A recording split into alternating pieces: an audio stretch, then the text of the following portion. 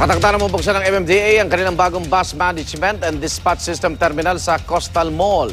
Para sa detalye, may live report si Jay Sabale. Jay.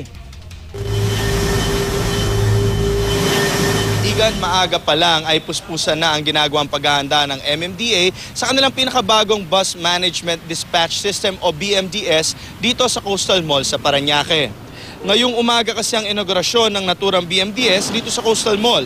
Layunin nito na ma-regulate ang volume ng city operation buses sa EDSA upang makatulong sa pagluwang na naturang pangunahing kalsada ng Metro Manila. Nais ng MMDA na di lalagpas sa 50 ang bilang ng mga city operation bus na iikot sa EDSA. Sa bawat BMDS ng MMDA, magagawa nilang ma-check ang lisensya ng bus driver pati na rin ang plaka ng bus para malaman kung pwede nilang payagang bumiyahe ito o hindi.